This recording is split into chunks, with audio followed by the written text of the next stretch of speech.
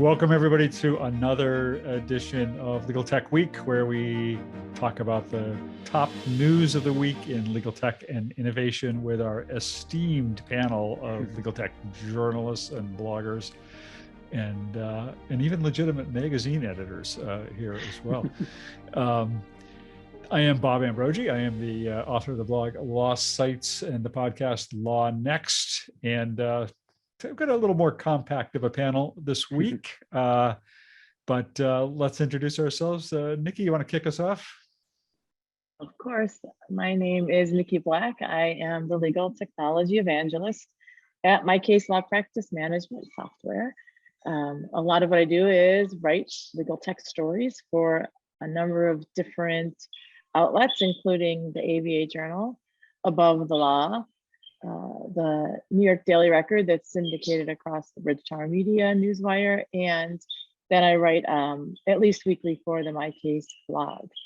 And I'm here in upstate New York, where it's super windy but very pretty. So and that going? Somewhere birds are chirping. Are those behind you? I have a bird, plus there's a lot of birds outside. I'm kind of out in the middle of nowhere, so it's very naturey sounding out here, which is a good nice place to be. Yeah. Victor, how about you? Hi, everyone. My name is Victor Lee. I am assistant managing editor for the ABA Journal. I am just holed up in my home. No nature, no birds, no nothing. So Dogs. Well, no, my dog is actually boycotting this week's meeting. So sorry. All right. Joe.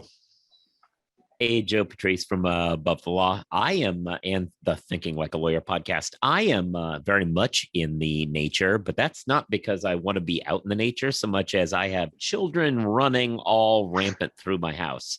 So we've got God kids here, and I got another one that I'm doing on Sunday. So the elder siblings of that one are running around. So that's an extra big glass of something today, is it? So what I'm saying is, for people who've seen The Godfather, we settle all Patrice family business on Sunday. Like, right. you're all going to be okay. Don't worry. Just people from certain tech shows. I don't know. Anyway, go on. I have a true life story about that, very similar to that. I'll have to tell you sometime. Steve. That seemed like a weird thing to just drop on us and then walk away from. You can't just not follow up on that. I was going to cede my introduction back to you, Bob, so we could hear. Hi, I'm Steve Embry. I write the blog Tech Law Crossroads, and I really have nothing witty or funny to say this afternoon. I feel like we should start doing like maybe a weekly ILTA check-in just to talk about what's going on there. Ooh, do we want to talk about that? Because I want to talk about that. I think so. Yeah. So, hey, everybody, especially this audience. I know that we have an audience that goes beyond just the people who are watching it live, and we love everyone who watches it live. It's a different experience to watch it live. Obviously, you can participate and make some comments and whatever. But for those who aren't watching it live, yes, it's more immersive. Yeah, but the live audience tends to be people who are involved in the legal tech like universe, especially press people for that. For those folks, and whether you're listening then or now or later, we are going to go to ILTACon, many of us, and I have secured a suite, like a big giant like suite in the Mandalay Bay, so we can all hang out there. We will be sending out little invites. I haven't gotten them together yet, but we're going to be sending out little invites and let people know that if you want to chat with us, you like, especially me and Steve for sure. I think Bob's going to be there a lot of the time, but he's got his own things going on. I know that the legal tech news folks are going to be there a lot of the time, but not necessarily always. But a lot of us are going to just be hanging out there, and so we will schedule a time where you can have like meet the legal tech press almost in our pool up at this in this suite. And so let us know, hit me up. I'm at joe@abovethelaw.com, and we'll schedule some times. Yeah. So it's sort of a unofficial press room, because I don't even actually know if there is an official press room, but given that some of the official press isn't going to be allowed into the official press room, Yeah. we're going to have a kind of an unofficial press room. And Well, one of the things, well, go ahead. Yeah. Oh, I was just gonna say, yeah. One of our salespeople just let some vendors know, like, yeah, press isn't necessarily allowed in, so you need to negotiate some stuff with us to like make sure that we meet up. And apparently, ILTA got wind of this and got very upset and said, press is allowed in, just not all of press. And if you wanted in, you could have paid full price. And I wrote back, and I like very nice because I have no ill will towards them, but I was like, hey, we're just telling people we work with that you're not letting us in, and that's okay. We've managed to find offsite places and it's not been a big deal, so no worries. But it's not any begrudging of you to tell them why they are going to have to be asked to leave the floor over and over and over again. And that's what we're going to have to do. We're just going to have to keep telling them, hey, you're going to have to leave your exhibit and come up to us because we're the only way you can talk to. And one of the maybe crazy things we've been talking about is this idea that we will perhaps, sort of group interview people. Yeah. If Meet a the company press. wants to come in and tell us what they're doing, why make them tell 5 different journalists 5 different times the same thing if we can all sit around and have a conversation with them? We'll have some mics and podcasting equipment set up there, I assume. So Yep. we can do that as well. So yeah, it should be fun. And there might even be you might even be able to have a cocktail or something while you're there. Whoa, really? I hadn't thought about that. Oh, easy. Yeah. Yeah, and I just wanted to comment on the sort of this notion that, hey, if we want to go and we don't get an invite, we can just pay. We don't buy stuff, right? We're not in an IT department with a law firm. We report on stuff, and to suggest that, well, we'll have one group get in free and the rest of you have to pay if you want to go. I mean, that's just Ludicrous. really shameful. I mean, it's just that's the only word I can think of to describe it. I mean, like I said, I've said before, it's like their attitude is, they are doing us a favor, but the truth is we're doing them a favor. I mean, that's what it is all about. We go to help them, actually, not the other way around. But Well, it's and to certainly help the exposure, vendors to yeah, it's pay exposure them. for the member. yeah. Well, So and this goes to the original. Like I will always say, if anybody from them argues like that I'm some sort of bad person to this, I will direct them to the episode that I think every one of us plus a few others were on, the episode where in real time I learned that I was second tier, and I was like defending them like, oh no, COVID's still a thing, like they aren't inviting anybody, and Bob's like, oh no, I'm in. Yeah. But that episode, the real thing about that, I will always say, is what I don't think they grasp is they keep saying, oh, well, you can, you're digitally in, you can go to any session. It's like, yeah, but that's not what press does. Right. That conference exists. There's a series of CLEs for IT people at big law firms, and very good ones. And I've been to some of them. They are fascinating, but they are not what we write about. What we write about is the exhibit hall, where we talk to vendors about what's new. And they have, basically, it's a calendar. They have a 2 times a year where they give, here's what's coming up. And they do that at Legal Week, which became Tech Year Century. That we don't have any of them on this show today, so we can make fun of them. And then we have the ones that happen at ILTA. And yeah, there's 2 of them a year, and we just roll with that.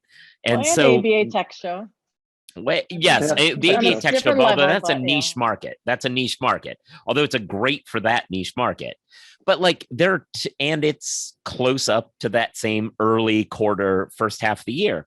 And it's like that's what we do. And the idea and the audacity that is, oh, you can attend our CLEs as though that like is a trade-off was so absurd. And yet here we are.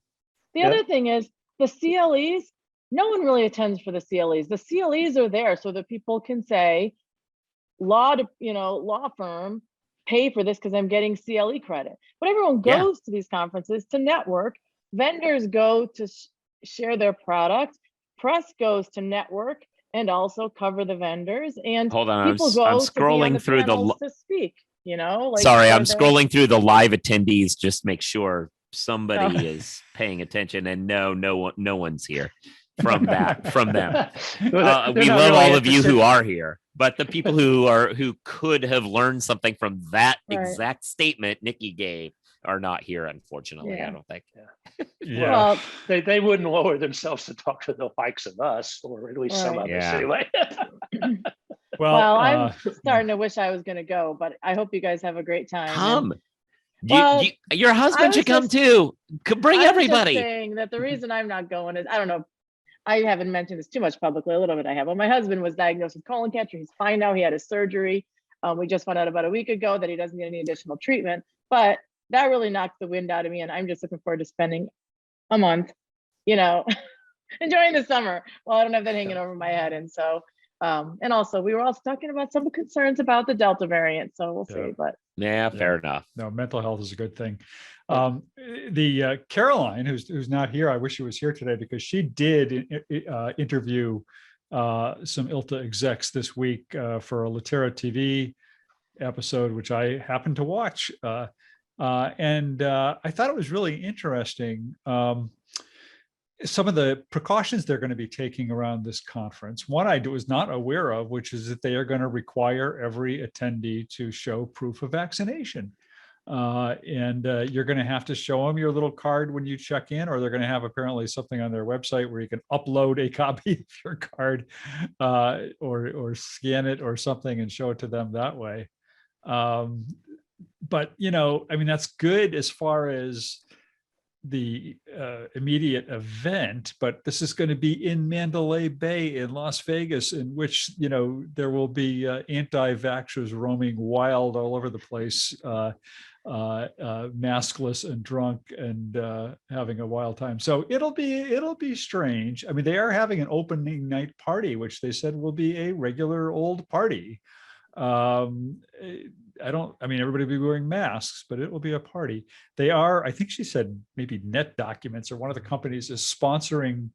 They're going to have color-coded wristbands, green, yellow, and red. And green will mean you're open to hugs and socializing. Yellow will mean like you can talk, but at a distance. Red will mean leave me the fuck alone.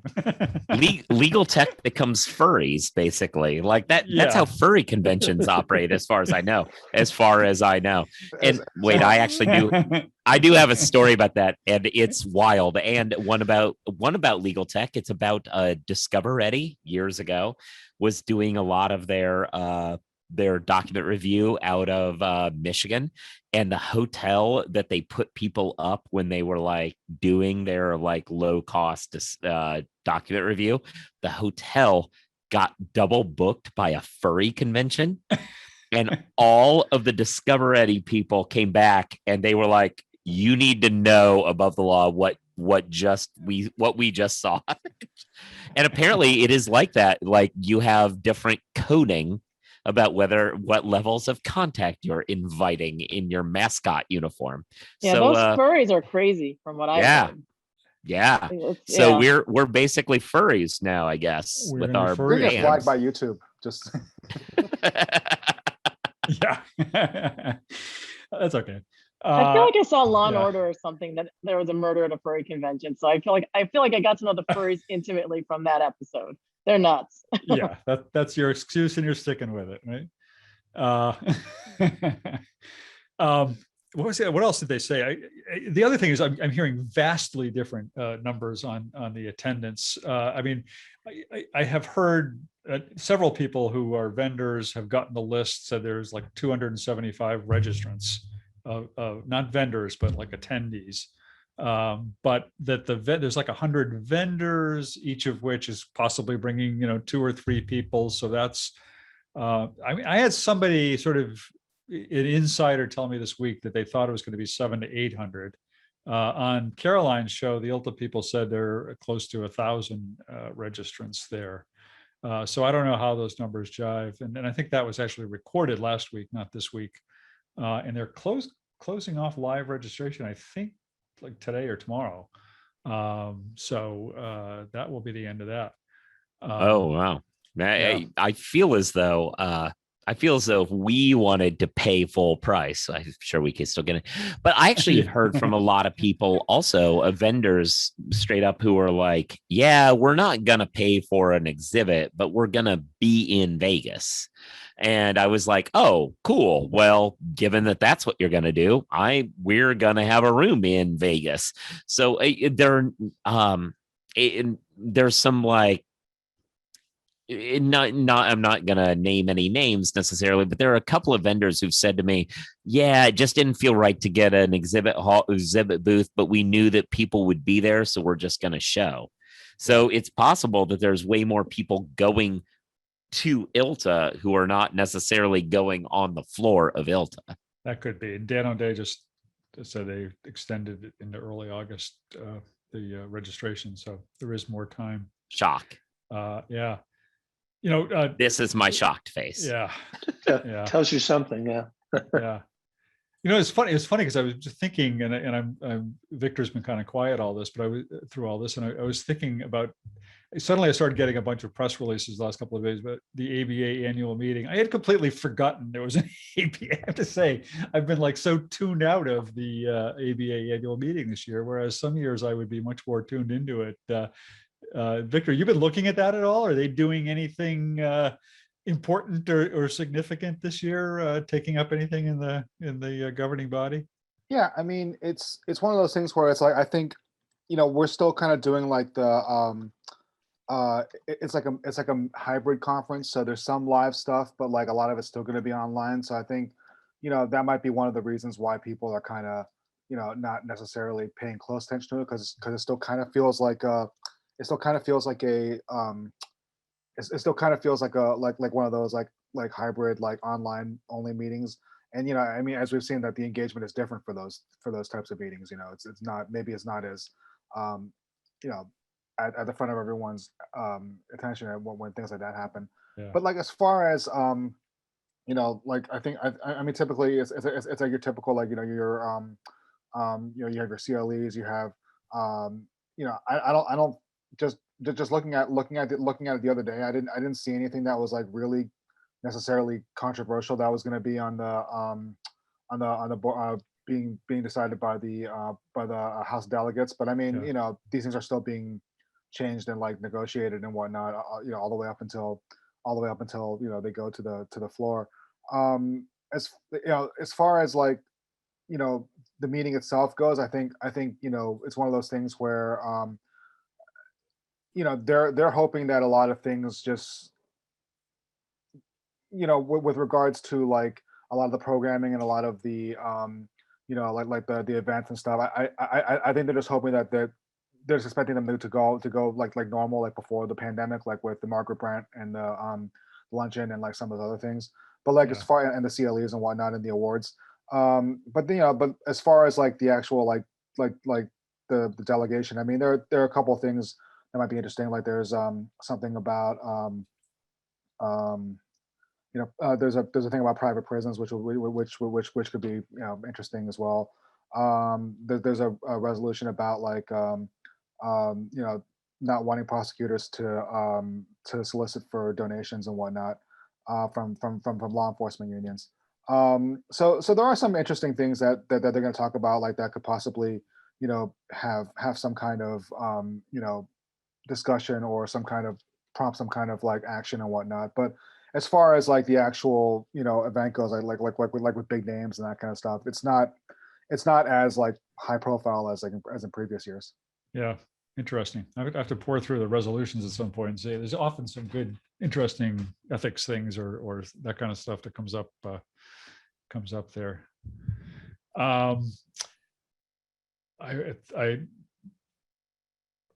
I got to come back to Joe later because I want to talk about this whole factor thing, which I think you wrote about this week.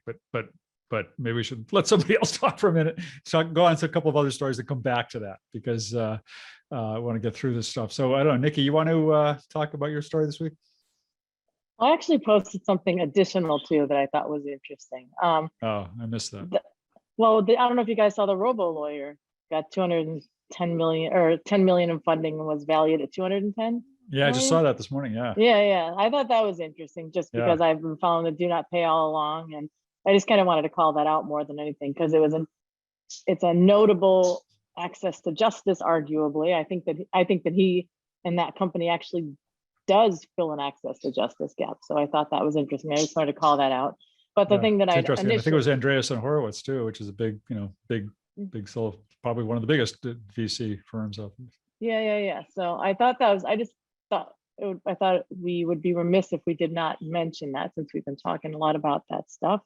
And I'll put that in the chat. And then the other thing that I had initially submitted that I think is really interesting is that the New York State Department of Financial Services issued ransomware recommendations for businesses in general, not just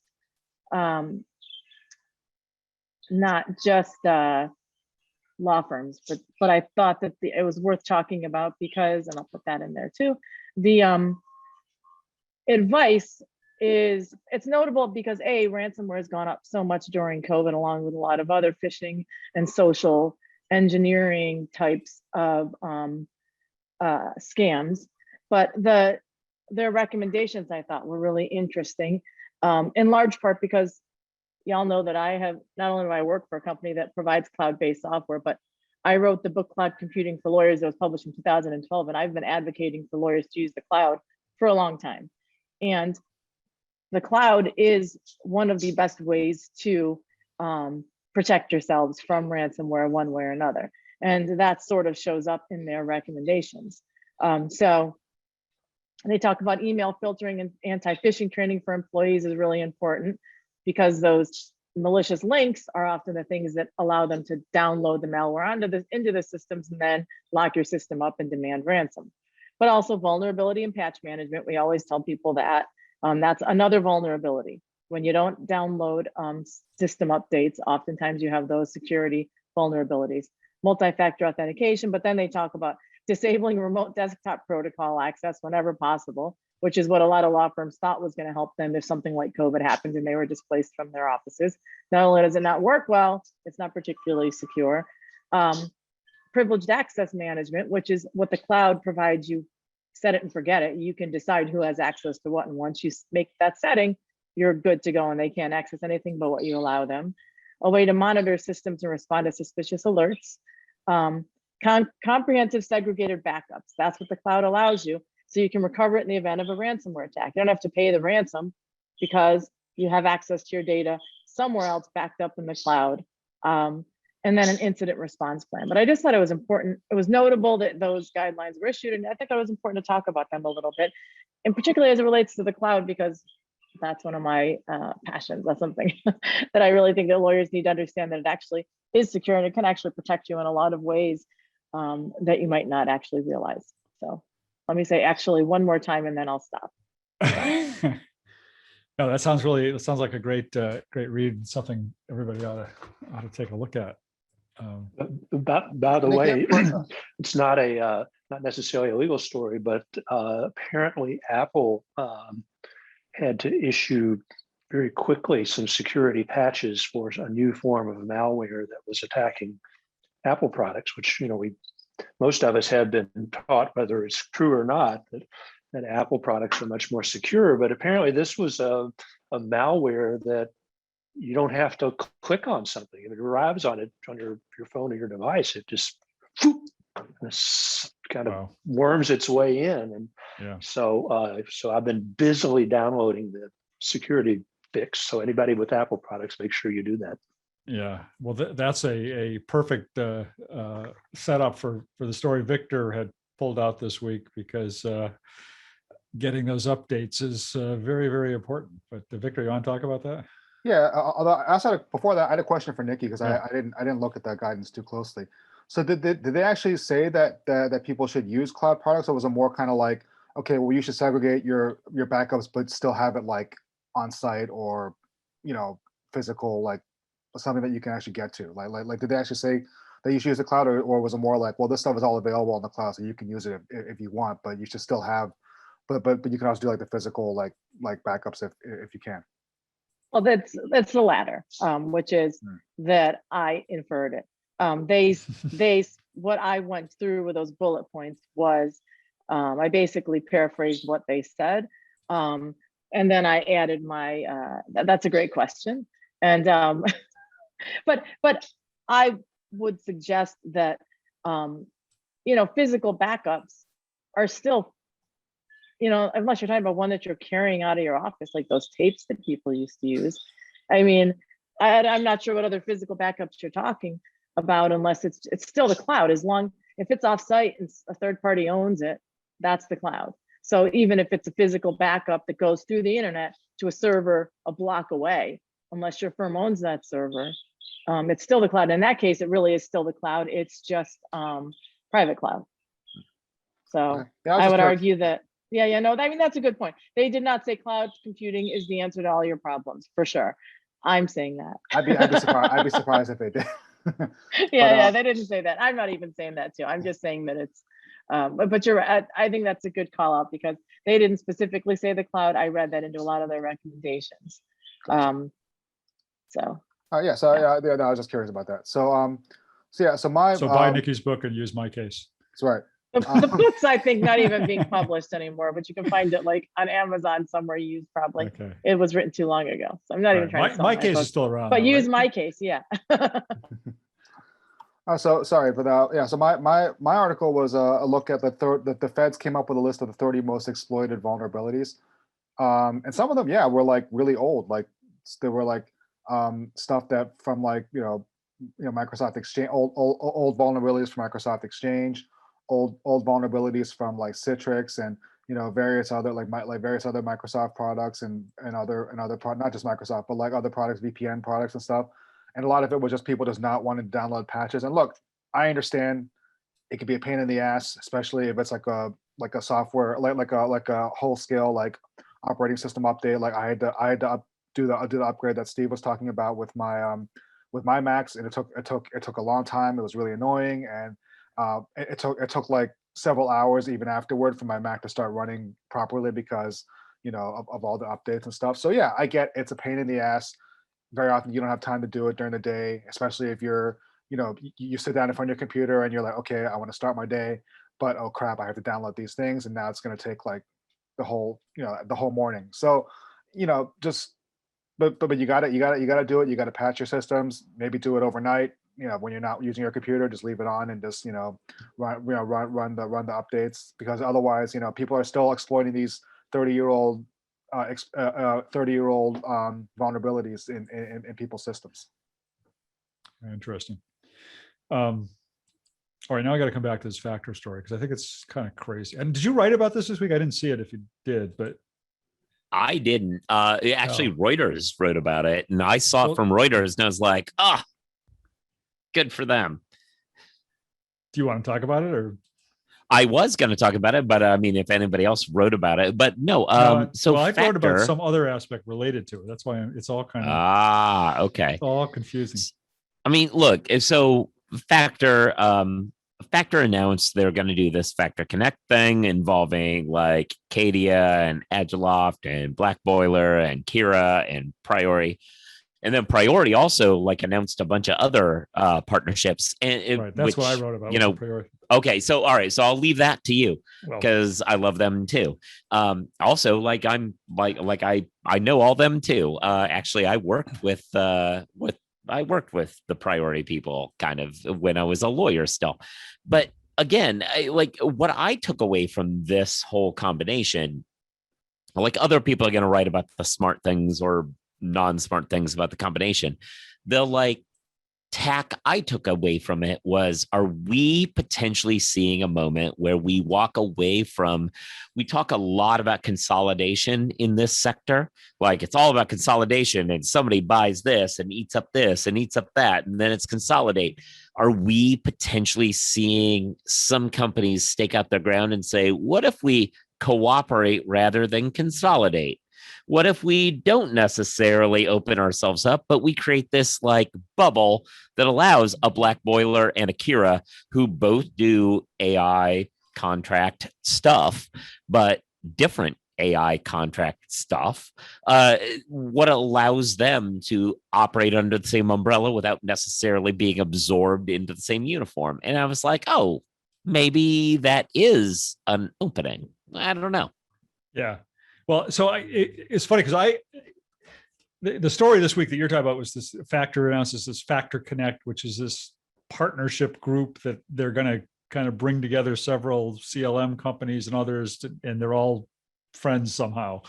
And I had written about Priori, the legal marketplace. It's a legal services marketplace, announcing that they were going to be kind of expanding into becoming also a tech marketplace where certain tech vendors, if an in-house legal department submits an RFP through Priori, and that RFP might be appropriately handled by a contract, analytics platform or AI platform or something like that, or an ALSP instead of just an individual lawyer, then they will kind of recommend that. That'll be among the responses they'll put out there. And it's funny because I wrote my story and somebody emailed me to say, oh no, you've got the wrong companies listed there, because I just read the announcement and it's Black Boiler and Kira and stuff. I'm like, well, no, that's a different announcement.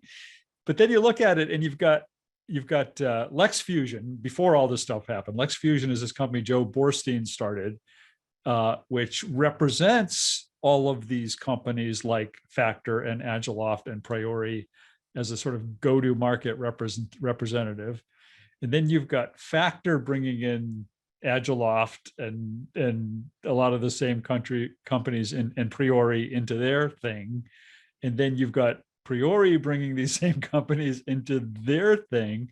And of course, Joe Borstein, at founder of LexFusion, and Ed Sohn, who's now at Factor, we're longtime colleagues at Pangea 3 and Thomson Reuters, worked together for many, many years, close colleagues, close friends.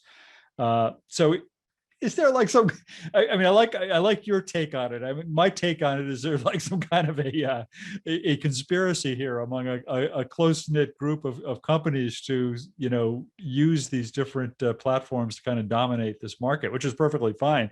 I actually emailed Joe and Ed this morning and said, is this a plot for world domination? And Joe responded, definitely. And so, I don't know. Listen, if there is any antitrust element to this, I would love to know. No. I would love to know, because again, and this goes out to any listener, the college debate topic this season is antitrust reform. So I would love any insights anybody has. Yeah, come to our suite in Vegas and tell us all about it. Yeah, exactly. I got to teach a bunch of cadets how to figure out, not only navigate the law, but navigate antitrust law, which is like doubly difficult. Yeah. Yeah, by cadets, I mean no West further Point, insights on that. I don't know, but it's just an interesting. Didn't someone do something like this, like kind of similar a few years ago? Like I feel like these I mean, maybe it wasn't like a formal alliance as far as like their actual signing documents and saying, hey, let's all get under the same umbrella, like legally and whatnot. But didn't someone try this like a few years ago, as far as like coming up with some kind of like one-stop solution where you pay a membership every month, and then if you have like and then they'll tell you, okay, well, if you want to do this, then we'll refer you to this company. Was it Evolve Law? Was that them, or was that Evolve the Law? Was more of a now which is now owned by Above the Law, but Evolve Law was more of a sort of a membership organization that would bring together investors and startups and customers, clients, to kind of network and talk and share ideas and whatever. It wasn't a formal kind of business alliance of any kind, I don't think. I feel like the longer you're in legal tech, the more it's like deja vu all over again. Someone comes out with some new idea and you're like, I've heard some variation of this. You can't even figure out where, because you've seen these things pop up so many times. But yeah, look on my blog, you'll find it. I mean, I feel like what's different here, it's not a single alliance. It's these these are positioned as three separate things, but kind of all involving the same players and maybe all to the same effect in one way or another. And so it's either really clever marketing or extreme coincidence, but There's no such thing as coincidence. We all know that, right? all right. Steve, what do you got this week? Well, there was I thought an interesting story by Roy Strom over at Bloomberg, and he was talking about like the tight labor market for associates, and it caught my eye because I had written a story last week about remote work policies and what the impact of this perceived, actual or not tight labor market for associates, and how that might force firms to be more flexible and be more associate friendly, I guess. But so what Roy did was kind of interesting. He went and researched the top 10 most prestigious firms, and then he looked at the top 10 best places to work firms. And so he went back 4 years with the data, and he found over the 4 years, the average number of associates hired by the top 10 most prestigious and the top 10 best practices were close to one another. But then he looked at the last year, and in the last year, the best firms on average hired 64. I mean, the most prestigious firms on average hired 64 new associates, which was like 131% increase, while the best places to work firms only increased their hiring of associates by about 30%. So his sort of conclusion, and I guess this is some truth to it, the most prestigious firms are able to, are not having as much trouble or any trouble hiring associates to do their work, while, you know, somewhat ironically, the firms that people say are the best places to work are short on associates, which means the poor associates at those firms are going to have to work harder, which means they may not be the best places to work for top 10 firms if we look at it next year. But you know, I guess you know, it's sort of the same. The rich get richer, and you know, it makes me sort of wonder how real is how are potential associates looking at firms, and are they more interested in lifestyle, or are they more traditional in their views, wanting to work for the most prestigious law firms, knowing what that probably means with respect to work-life balance and everything else. So it was, I thought Roy did a nice job with it. It was an interesting analysis. I bet some of the decision that goes into that has a lot to do with the amount of debt they're carrying. Yeah. Mhm. That drives a lot when you first get out of law. Well, that's school. true. Yeah, and like That's true. anybody, I mean, anybody can talk themselves into the idea of, oh, well, I'm just going to go work at fill in the blank, Cravath, Simpson Thatcher for a few years. That way, you know, I get it on my resume. You know, if I do well, then I can write my ticket to somewhere else. Then I'll get like the flexibility that you know, maybe at a firm or at in-house or whatever. You know, I mean, I think most people could talk themselves into that for at least a few years. Be like, okay, I'll sign away my life to Wachtell for that sweet bonus for, you know, for a few years. But then after that, then once I pay off my debts, or, you know, once I get what I want, then I'm going to use that to write my ticket somewhere else. I mean, it's not a bad Mhm. plan. I mean, but you know, then it's like you can't really complain then when, you know, they call you in at like, you know, in the middle of your weekend and say, okay, you're staying here for the rest until Christmas. Right. Yeah, it's that's an interesting point. You know, and you know, the best places to work firms were not unknown law firms. I mean, they're you know, big law firms who also have big reputations, and so, you know, and who are probably paying many of the same salaries, same salary ranges as the most prestigious firms. So, you know, you may be right, Victor. It may be the kind of thing where I want to have on my resume that I worked for one of these most prestigious firms, and then go someplace else. but so it's yeah, who knows? It's hard to make gross generalizations about any of this stuff because there's so many different factors and so many, I mean, different sort of mindsets by associates. I mean, So there's yeah. Yeah, So when I read this article, my takeaway as somebody who dabbles in the recruiting world also, the hottest part of the market right now is not like litigation. It is transactional shit, which Right. if it's all transactional, it is Is difficult that what they to call move. it in recruiting? Transactional shit? Transactional I just shit. wanted to Yeah. check. Oh yeah. Okay. No, it's Just wanted to make absolutely sure. what we call it. well, as a litigator, that's what I always called it. Yeah. And what's interesting about that is because of that being what's the hot part of the market, it's not as though like you can move to tiny niche firm doing like a small boutique practice. Like I moved from a big law firm to a boutique law firm, but I moved to a boutique law firm doing white collar criminal practice. And there's always criminals. Point is, you don't really have that niche right now. The hottest part of the market is between the big law firms. It is very much, I'm going to leave, not to call anybody out, I'm going to leave Kirkland and Ellis to go to Jones Day or something like that. Like there is no, you're going to some lifestyle firm. And given that they're moving to between those sorts of firms, the amount of money that is getting thrown is, I'm again taking off my hat, and I am not crediting, I'm not saying anything obscene, like 50% bonuses to just sign, like stuff like that. I have seen a law firm say, I will give them 100,000 to show up just to win the recruiting battle between two law firms. That is where we are, but only with transactional.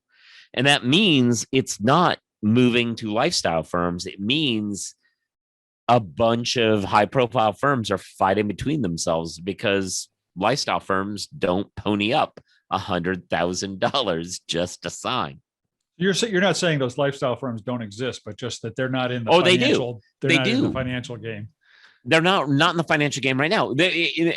Obviously, I know they exist in white collar crime, for instance. Yeah, And and they do it's exist not in lifestyle, transactional. but whatever. I know of some. They do exist in transactional, yes, absolutely. But the problem is you don't get a chance to have that conversation because when you say, "Oh, I've decided to leave," insert firm here, let's say White and Case. I've decided to leave White and Case before you hit the doorstop. Kirkland Ellis is like, sign you same amount plus 150 grand if you just sign tomorrow. So like there's not really that moment where you go to but on the transactional side. Yeah. And look, I'm just saying these hypothetically, and by that I mean I'm saying none of these things hypothetically. I have seen all of these happen. well, hey, getting $100,000 a shot, that's good work if you can get it, right? Yeah. But 100,000. that's crazy. It's unreal. I mean, but like, yeah, and I did recruiting a long time ago, and like we used to laugh whenever associates were like, well, I want to move from this AmLaw firm, AmLaw 100 or 50 firm to this other AmLaw 100 or 50 firm because we heard that this other AmLaw firm is a better lifestyle firm. I'm like, look, if an AmLaw firm is going to pay you like $180,000 a year, without having practiced a day of law in your life, and it only goes up every year that you're there, they're not going to be like, okay, well, today you get to spend time with your family, come in whenever you want. We understand that things get hectic at home, and we're going to be compassionate to you. No, they're going to be like, get the hell into the office, or we're gonna go get someone who will take your job in a heartbeat. Is that true? Well, oh yeah, no, I mean, I completely agree. Look, listen, when I left a big law firm, the argument was you're moving to a place that either furthers your career in a hyper like inject it in my veins sort of a place, or you move to a firm that was a lifestyle firm. I actually moved to an inject it to my veins firm because I'm that kind of crazy, but like that existed.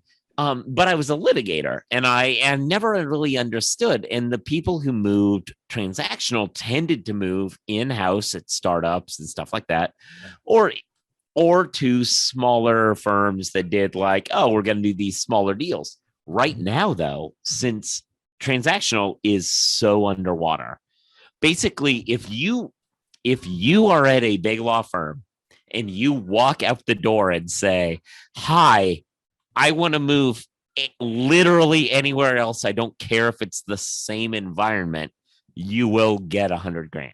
It's that kind of crazy right now. Any firm will take you. That is how insane the transactional market is. And yeah. And so they're all moving between big law firms. And meanwhile, we're all writing about legal tech. Like, what is going on? I know, right? We Yeah, thought like- we were the smart ones. Everyone thought Oh. after Dewey collapsed, oh, well, no one's going to give out guaranteed salaries anymore. Oh, no one's going to give out, millions of dollars every year based on no business, just on the promise that maybe one day you'll deliver. No, now it's like, you're signing for like millions and millions of dollars if you're a partner, millions and millions of dollars right off the bat. And it's like, when did Kirk, okay, maybe not to say specific, but when did these firms become, baseball teams? Like what is with these like ridiculous signing bonuses, these ridiculous salaries? It's insane. And frankly, yeah, if anything, it's gotten worse since Dewey. I mean, everyone thought Dewey was going to be the big equalizer, but no, it hasn't been. I heard legal tech writers are getting $100,000 signing bonuses at Above the Law. Is that? Yeah, right. We did bring in a new writer and he's doing part-time because he's like just out, but we brought him in not for $100,000 signing bonus, but he's great. If people haven't checked him out, Chris Williams is doing like our meme stuff. He's from for anyone who hasn't checked it out, the law school memes for edgy T14s, that group, he was one of the moderators of that. We were able to snag him and he hangs out with us now. Awesome. And yes, Joe, of course, because he was a debater for Rutgers and I've known him forever, I was like, wait, could you? Yeah. My debate universe is strong. are the checks in the mail for your columnists? I'm assuming. What? Are the checks in the mail for your columnists? Right? Oh my God. Are they not paying certain Like, people? no, our bonus checks. Oh, bonus checks. Yeah. Okay, Are good. those in the good, good. mail? Are those? Oh in the yeah, mail? no, I assume no. I mean, I meant Um, like, I didn't. No, That that wasn't but hey, Nikki, if you would like to come to Moria Suite in the Mandalay Bay, we have that for you. Free beer. That's for where you. your Okay. bonus is, All which right. Yeah. which is kind of bad, but also kind of, if you wanted to come, you could hang out in a suite. I've gotten kind of bad about my Above the Law. I'm supposed to write a column every week, and I've gotten pretty bad about it. I don't know what's happened, but I'm supposed to submit it on like Sunday night, and Yeah, sometimes Sundays. yeah, aren't you're the supposed best to day write. be writing it. You're supposed to write one original, and then we cross post one, and we Yeah. kind of got in the process of just cross posting all of them. But Oh, it's okay. good, I good. mean, That's you yeah. put out good stuff. Like Yeah, we're yeah. not mad at you. Yeah, that's good. That's good. Don't Um, worry. So speaking of good stuff, well, not anything, but I'm going to talk about something I did this week, only because, well, I kind of already alluded to part of it, which is the story about Priori kind of expanding into this legal tech marketplace. But I just thought it was kind of interesting because two of my stories this week were about women legal tech founders who are not only succeeding but growing. Priori was one of them. Priori, as you probably know, is founded by two women. And appears to be doing quite well, thank you. And as I alluded to earlier, they are kind of now expanding their marketplace into legal tech. And then the other story I wrote about this week, so one I've written about a number of times, is Erin Levine and her Hello Divorce. Do basically a DIY divorce platform, but where you can also get some legal guidance and help from lawyers. I think I had actually written a few months back ago that she was planning to expand to all 50 states, but this week she actually got a little cash to help her do that. She raised a $2 million seed round. Not a huge round by some of the numbers everybody's throwing around these days, but I think significant for them, and it's going to help them at least get their expansion going. They're now in a handful of states, and they have plans to move into a few other states over the next couple of years, and eventually all 50 states. They want to be in all 50 states. Further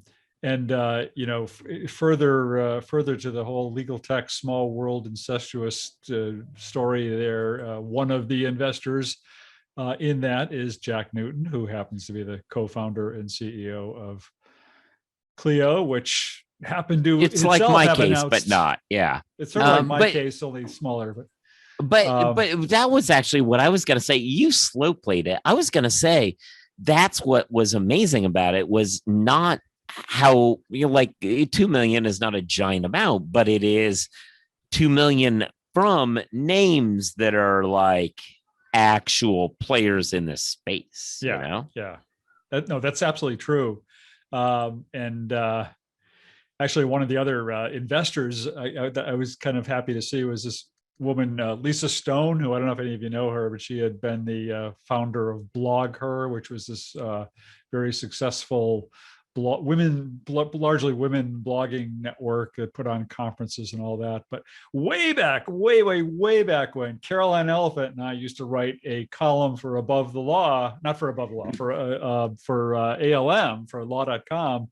ALM had its own little blog network way back in the early days of blogging, and Caroline and Elephant and I wrote this daily column where we'd shift off every day called Legal Blog Watch, where we would kind of summarize what was going on in the world of legal blogs. And that was when they were like 10. I mean, it took like 5 minutes to write this every day.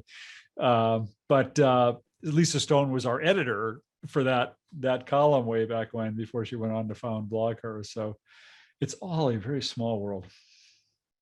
We're all interconnected somehow. We're all a few degrees of separation from. It's almost like it's such a small world that somebody, I don't know, running a conference might invite this small, very cloistered world all in, and instead think, oh no, I can't invite one half of it. They'll tell the other half. Oh, wait, sorry. Yeah. Possibly mention it all comes back to the fact that you didn't get an invite to ILTA. Right. Jesus. and just think they were thrilled not to invite us. Thrilled to give us a digital. We're allowed to go to the CLE conferences, and I for one really got excited about that. Yeah. Well, I have to say, the whole red band thing, the whole like red wristband thing, I'm debating just like whether I should just keep doing that, like even after this is over. That way I can just be like, okay. Yeah, exactly. We should just get. Honestly, putting aside the Delta and obviously the horrible things, I was thinking more like a movie trailer. Should we identify our suite as the red band, like because of like a movie trailer? Like this is the explicit tag tree. If you want like explicit tag legal tech, it's up here. Yeah. Well, that's the other thing they're doing. We can come up with some variation on this, because apparently in the exhibit hall, all the vendors are going to have signs of some kind that are going to identify what they do.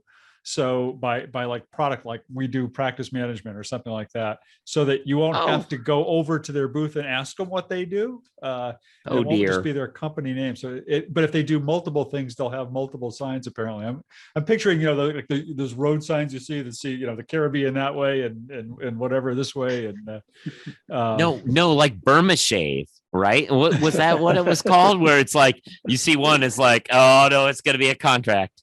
No, not due diligence. No, we do a different part. If you want to have the negotiation about small. All right. All right. That probably this is going to be, our suite is going to be the place to be. Our suite, your suite, Joe. Yes, everyone hanging out in is going to be the place to be, as you can see.